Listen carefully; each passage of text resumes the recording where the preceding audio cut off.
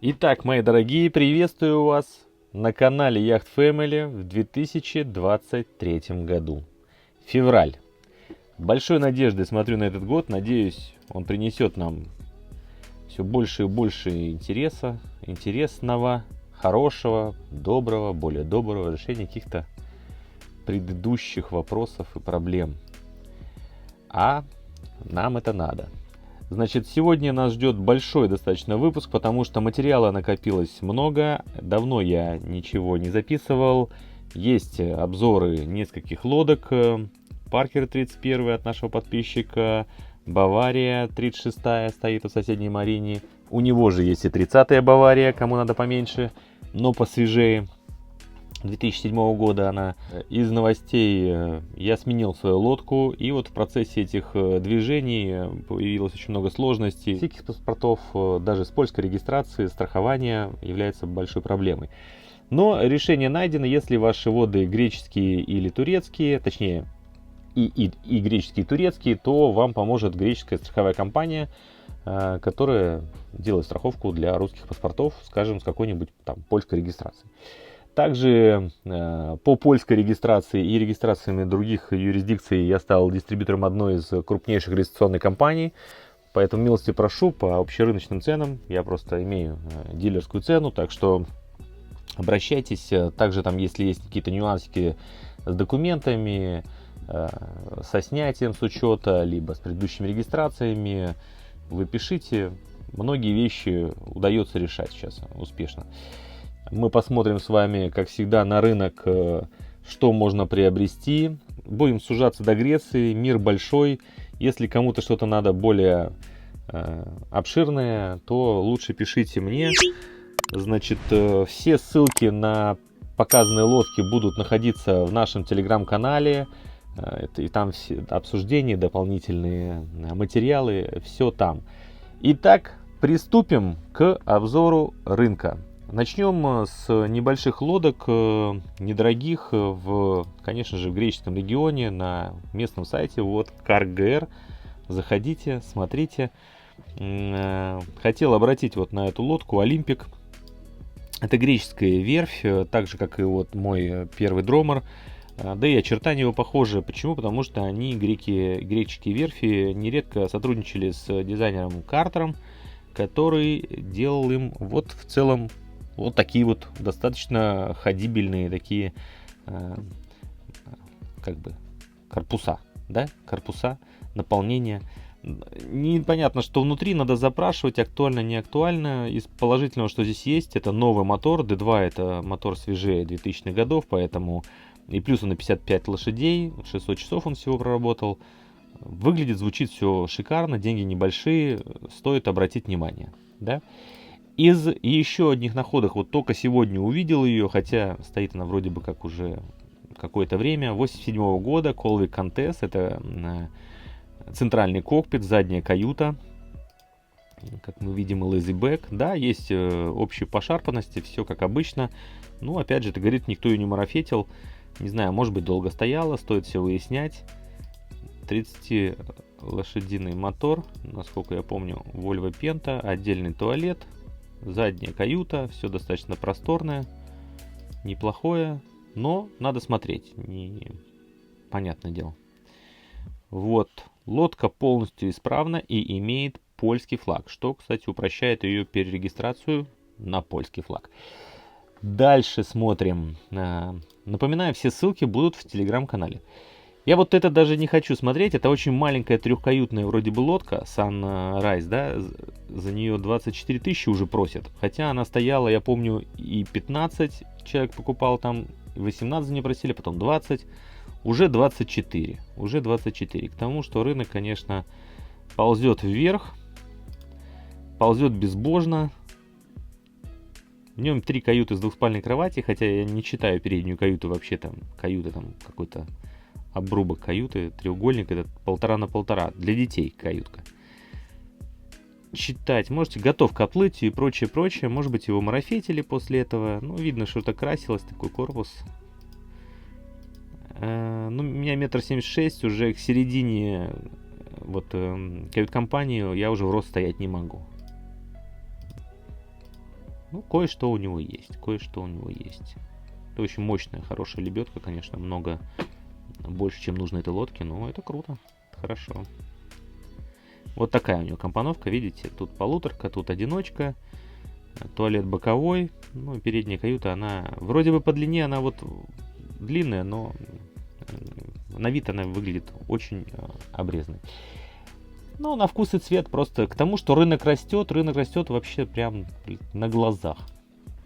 Далее, Бенету Фёс 345, это двухкаютка. Мне довольно симпатизировала эта лодка, потому что там достаточно обширная задняя каюта. Я ее думал брать Я нашел вариант во Флориде тогда, но человек отказался ее выгонять мне на Кубу. Странно, что здесь корпус, это снег, наверное. В общем, ну вот обратите внимание, есть и такой вот вариант. Янмар. Задняя отдельная каюта. Видите, такая достаточно обширная. И туалет с другой стороны.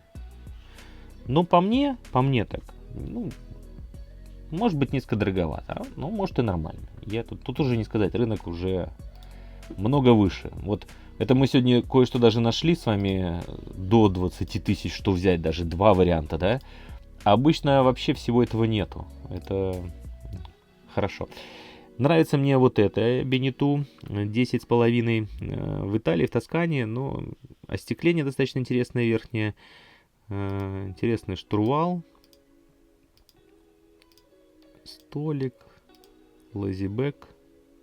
Видите, есть небольшая влажность, но я вам скажу, что когда спишь в лодке и большая влажность, то здесь конденсируется, даже здесь не обязательно протекание, может быть конденсат, потому что сами доски здесь тоже, видите, по боковой части на стенках есть конденсация. Volvo Penta мотор. Но будьте внимательны, именно с этим сайтом Inautio, это же Costas de Barcos, по-испански он, вот этот Costas de Barcos, а общий у него Inautio. Очень много скама, здесь все надо 100-500 тысяч раз проверять. Вот эту лодочку я подсмотрел у, так всем может быть известного, господина Лапо в Инстаграме. Это, как он сказал, его подписчик, хотя он иностранец. Ну ладно, не суть важно. Неплохая лодка, 351 Океанис, две задние каюты, отдельный туалет, 93 год, выглядит очень приятно, ну вроде бы как готов отдавать где-то 38-40, вот, не эти цены, чуть поменьше. Такой вот вариант. Ему же, похоже, у нас есть, здесь рядышком стоит 95-й Джипси 362, но я еще не дошел до нее, извините. В ближайшем выпуске я сделаю обзор у нее. А сейчас я предлагаю вам... вот давайте еще глянем. Бавария E30. Я думаю, что это какая-то 30 или 33, да? 10,5 метров. Две задние каюты. Санузел. Понятно, носовая. Что-то есть. 30 тысяч. Шкоты заведены в руку. Радар.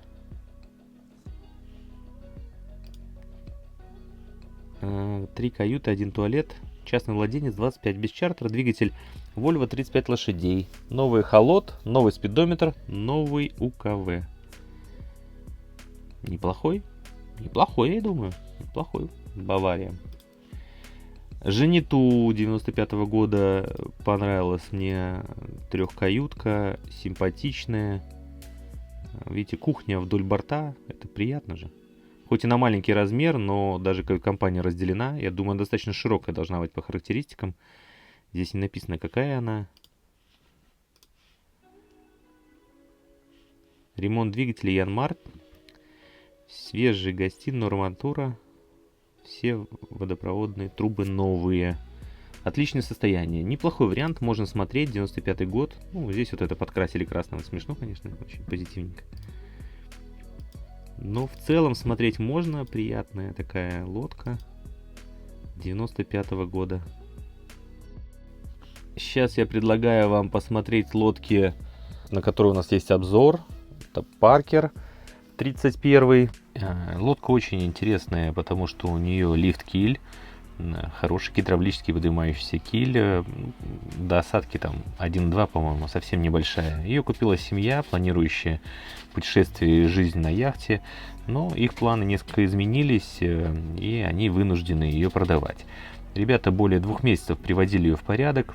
Очень хорошая лодка, она на свои 31 фут внутри очень обитаемая, у нее есть довольно обширная задняя каюта, отдельный туалет санузел, и, как видите, вход в него из кают-компании по прямой и боковой, достаточно обширная передняя каюта, все ростовое. Я знаю, мужчина, глава семьи, достаточно высокий, и они, когда ее выбирали, это было достаточно большим критерием для выбора лодки.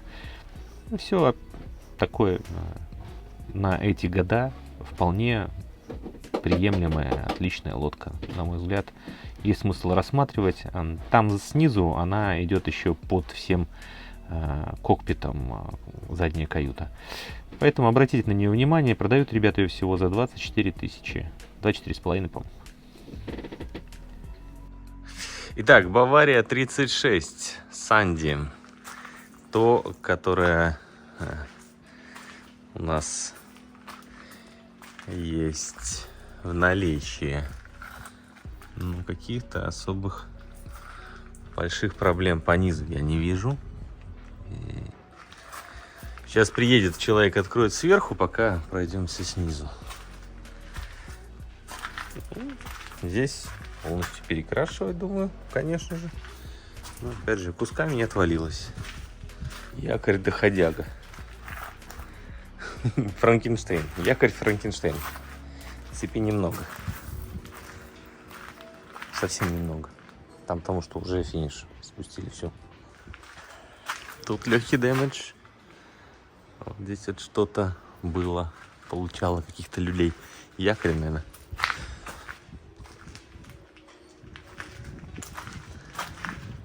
Так, по бортам чистенькая. Ну, по низу антифолинг. Ничего супер критичного.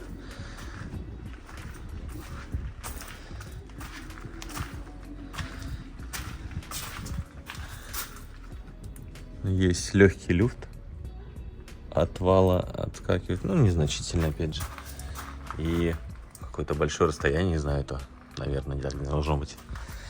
Не уверен. Пойдем наверх, посмотрим. Здесь легкий дэмэдж на отбойнике. Совершенно. Лестница. Здесь что-то было отключено или что? Поменено, как бы, условия. Руль. Ну, да, покрытие, ну, получше, чем 42-ки, той, по крайней мере. Такой пост. Реймариновский прибор и клипер дешевый. Все-таки достаточно большой кокпит, конечно. Вот здесь вот. Она закрыта. Та-дам! Что у нас в сундуках имеется? Голенькая. Совершенно голенькая. Ну, здесь чуть-чуть. Чуть-чуть что-то подбросили. Харнесы. Подписаны. Фалы. Так, ну, здесь все ровненько. Ничего критичного. Легкий скотчик вот здесь вот. Ну, все на месте. Все на месте. Закруточка.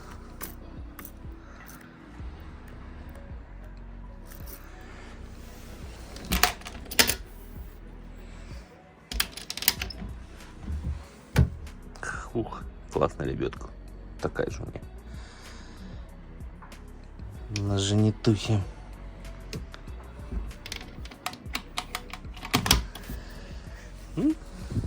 Что сказать? Ну, вот здесь вот такие. Ну, наверное, незначительно. Только что шел огромный дождь. Такой прям проливной. Проливнуха. Не отвалилось. Ну, вот здесь вот уже, видите, что-то подмазывали. Не герметиком. Нормальная лодка. Вполне себе. Сейчас внутри глянем. Which horsepower here? It's a 29 horsepower Good. MD It's 2020 good. Volvo Punta. It's 2020. Old engine, yeah? Yeah, MD 2020. But looks good. Looks good. 2020 is old engine, yeah. Да. Да.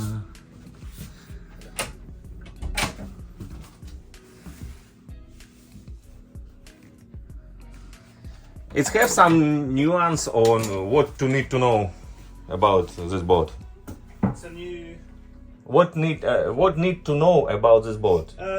Something. it's new sails for in-mast sailing. It's a very dry boat, so there's like in the bilges, it's very dry. Very dry. It's very good. Have no problem with window, yeah? No problem with leaking. They're always dry. Perfect. Everything is maintained for use. It comes with all the lines, the It's clean, very beautiful, looks beautiful. the plates, the cutlery. Тут требуется легкий комментарий. Мы сейчас находимся уже на другой лодке, Бавария 30 фитов 2007 года. Она же есть у этого человека. Some stuff is out, so you might just step. Okay, we'll be careful.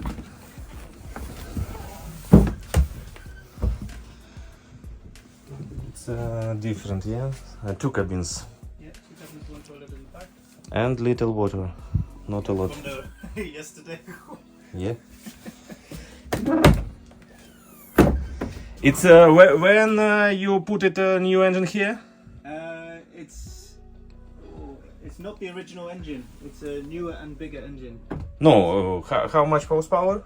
It's a 30 horsepower. 30. And when you put it inside? It's about 10. I can't remember exactly. But Hey, it's, about. it's probably about 8 years old. There as well. It's 1.9 meters. So the sailing is really good because it has the traditional slab reefing Yeah. system with the sailbag. Очень чистенькие лодки, вообще не знаю. Oh, so big.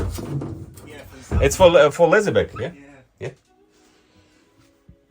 Ну, она поменьше, конечно. Поменьше, но в целом можно забирать. Смотрим дальше. Вот здесь вот очень интересный вариант. Это Эллен, стремление переводится, да? Это Эллен 2003 года. Достаточно длинный, 12,5 метров. И стоит небольшие деньги. Не знаю, в чем подвох, я не выяснял. Есть одна единственная фотография, говорящая нам ничего. Помимо того, что на них есть какой-то сайт. Вот здесь вот. Но при желании можно это все раздобыть, разузнать, если кому-то интересно. Но я как-то просматривал другие Эллен. Это, конечно, очень дешево для этой лодки. Непонятно почему. В общем, если вы знаете, расскажите мне. Вот, к примеру, рядышком Эллен, да, 45-ка. Длиннее, но, уже 88. Да, здесь два руля, туда-сюда. Но это большая разница, да? В 2 раза дороже. На 1 метр длиннее. Так, Жениту. 1-й год. Сан Одиссей. 34 фута. Двоечка обычно это генерация, то есть типа 34-ка была Сан Одиссей, 34-ка была первой генерации, и вот это второй генерации. Я так понял, что у Сан Одиссеев у них вот такие отметочки. 3-каютка, как мы видим, с санузлом. Здесь, видите, был санузел, зачеркнули. В этой генерации нет этого санузла, видимо, переднего. Выглядит довольно симпатично, это уже разряд свежих лодок. Да я просто к тому, что Бавария за 43 тысячи, 36-я, вполне себе отличный вариант. Тот, что у нас здесь стоит рядом, который мы знаем, имеем в доступе. Так, вот этот вариант мне тоже очень понравился, по крайней мере, навскидку. 2003 года, 41 фут, 12-метровик. Причем это по греческим подходит еще, можно сделать 11,98, и он будет подходить еще под Тепай до 12 метров, что сильно удешевляет. Видно, что она пустая, но достаточно обширная передняя каюта, очень свободная. той же 41 Holiday здесь просто теснотища. Тут кровать достаточно большая, полноценная. Задняя каюта, туалет. Ну, вот такое расположение. 2 санузла с душем. Там об этом внизу писали. 2 типичный и безопасный круизер. Хорошее качество отделки. Стоит смотреть, дюфорчик неплохой. Если не ошибаюсь, такой же вот был 41-й. Ну, там, наверное, 97-го года за 58 в конце осени. Поэтому есть вариант, что это неплохая цена для него. Жениту тоже мир такой маленький. Вот этот вариант, который мы сейчас с вами здесь наблюдаем, прислал другой человек, который в Греции находится русскоязычный, и рассказал о ней всякие подробности и прочее. Недурной вариант, там что-то с батарейками можно поменять. Ну вот видите, какая здесь передняя каюта. И как в той 41, да? То есть здесь такая она подобрезная, а там прям полноценная комната здоровенная. Ну вот об этом так отметить хотелось бы. Но лично мне, например, боковые части закрытые больше нравятся, чем открытые. Ну, потому что я не представляю, как можно спать головой. Я не люблю спать головой в эту сторону, в сторону выхода, да. Ну и, соответственно, лучше вот здесь вот классно спать головой вперед. Здесь все-таки есть квадрат, такой ширина, а может быть и вообще там слева направо. Ну, вот. А в треугольничке спать, конечно, не самое комфортное вдвоем. Вот в таком треугольничке. Ну, это лодка 2005 года, свежая. Хорошие деньги. 40-ник на 2 руля, к слову. Тут сейчас посмотрим. По-моему, там 2 санузла тоже. Я затрудняюсь встретить. Надо смотреть внимательно. Может быть, 1. Вот такое. Здесь на 2 рубля. Выглядит значительно более ухоженно, чем та, но чуть разные. Чуть разные.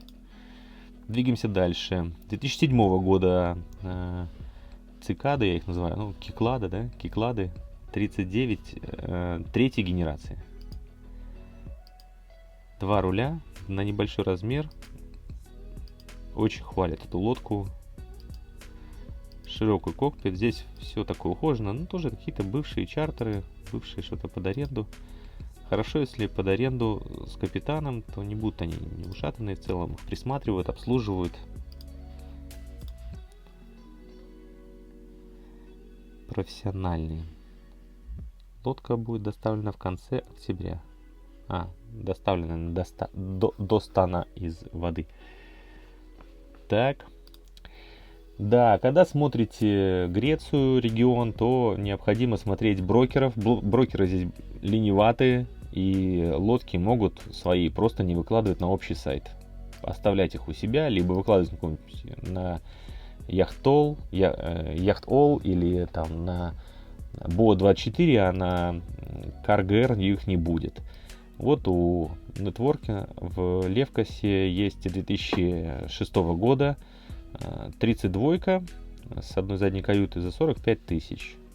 Очень приятно. Выглядящее явно хозяйское. Такое симпатичное. Английский флаг. Легко снимается. С учета. Красивая лодка. Чистенькая. Бенету 6 год. Вот так она выглядит. Хозяйская.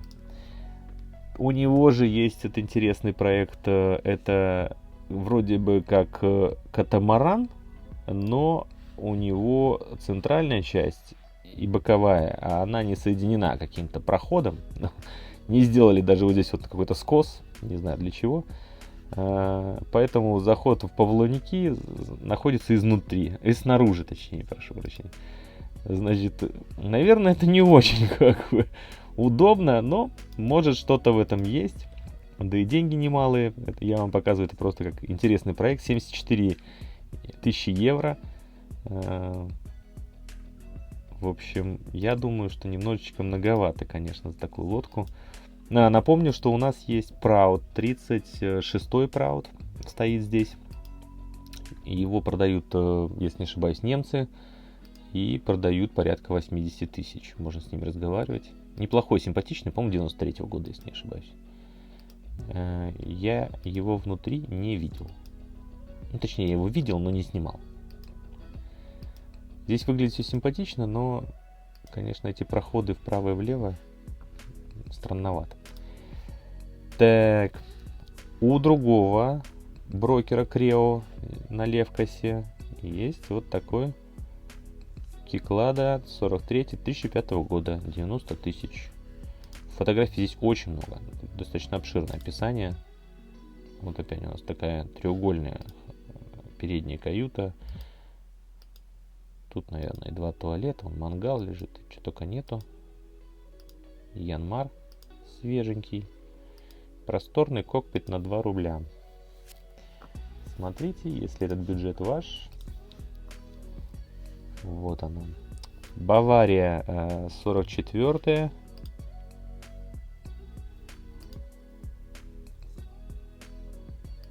«14-метровая» получается. Здесь написано, видите, 14 метров ленса. По ТПАю это, конечно, в Греции для внутренних вод вы платите ТПАй, налог на ветер, так называемый в простонародье.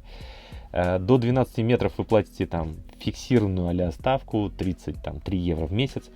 А если платите годовую, то там еще и скидочки. А уже свыше 12.01 вы платите 10 евро метр. Итого 120 евро, как только вот 11.99 и 12.01 платят разницу 90 евро. Соответственно, все, что свыше, довольно для простого, наверное, обывателя, я даже не знаю. Для коммерции, наверное, в порядке. Так, 75 тысяч, 44-ка, 2002 года. К слову, помните, видели Жениту, которую я рассказывал вам, которая нашего знакомого, вот она 65, и вот такая же, уже 80.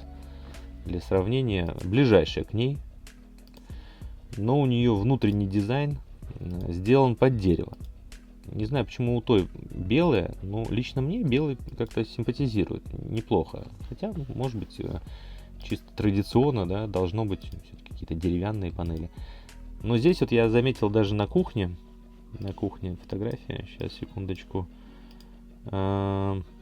такие, вот здесь, видите, они гладкие, это, может быть, так прямо с завода и было сделано белым, может, обклеили, по крайней мере, вроде бы выглядит неплохо, конечно, надо смотреть живую, но разница в 15 тысяч, это нормально тогда. Далее.